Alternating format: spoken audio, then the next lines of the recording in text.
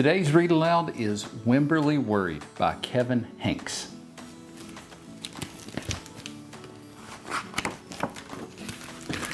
Wemberly worried about everything.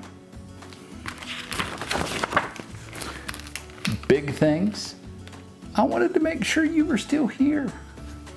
Little things, and things in between. Mama, what if I shrink? Wemberly worried in the morning, she worried at night, and she worried throughout the day. You worry too much, said her mother. When you worry, I worry, said her father. Worry, worry, worry, said her grandmother. Too much worry. Grandma's sweatshirt says, go with the flow. At home, Wemberly worried about the tree in the front yard. What if it falls on our house? And the crack in the living room wall. What if it gets bigger and something comes out of it? And the noise the radiators made. What if there's a snake inside? At the playground, Wemberly worried about the chains on the swings and the bolts on the slide and the bars on the jungle gym. Too rusty, too loose, too high. And always she worried about her doll, Petal. Shouldn't Petal have a car seat too? Petal's lost forever. I found her, sweetie. I'll wait for you, Petal. Don't worry, said her mother. Don't worry, said her father. But Wemberly worried. She worried and worried and worried.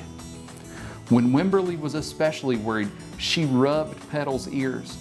Wemberly worried that if she didn't stop worrying, Petal would have no ears left at all.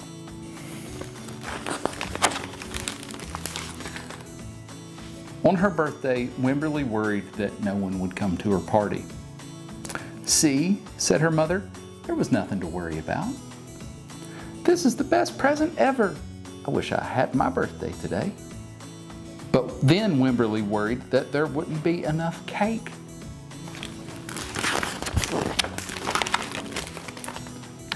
On Halloween, Wemberly worried that there would be too many butterflies in the neighborhood parade. See, said her father, there was nothing to worry about. But then Wemberly worried because she was the only one. You worry too much, said her mother. When you worry, I worry, said her father. Worry, worry, worry, said her grandmother. Too much worry. Soon, Wemberly had a new worry, school. Wemberly worried about the start of school more than anything she had ever worried about before. I loved school. By the time the first day arrived, Wemberly had a long list of worries. What if no one else has spots?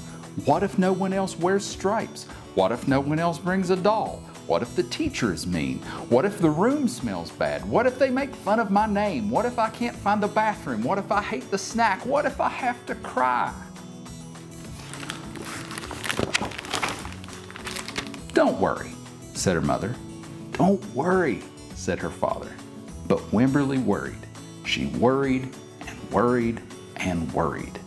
She worried all the way there. While Wemberly's parents talked to the teacher, Mrs. Peachum, Wemberly looked around the room. Then Mrs. Peachum said, Wemberly, there is someone I think you should meet. Her name was Jewel. She was standing by herself. She was wearing stripes. She was holding a doll. At first, Wemberly and Jewel just peeked at each other. This is Petal, said Wemberly. This is Niblet, said Jewel. Petal waved. Niblet waved back. Hi, said Petal. Hi, said Niblet. I rub her ears, said Wemberly. I rub her nose, said Jewel. Throughout the morning, Wemberly and Jewel sat side by side and played together whenever they could. Petal and Niblet sat side by side too. Wemberly worried, but no more than usual, and sometimes even less. Before Wemberly knew it, it was time to go home. "Come back tomorrow," called Mrs. Peachum as the students walked out the door. Wemberly turned and smiled and waved. "I will," she said. "Don't worry." The end.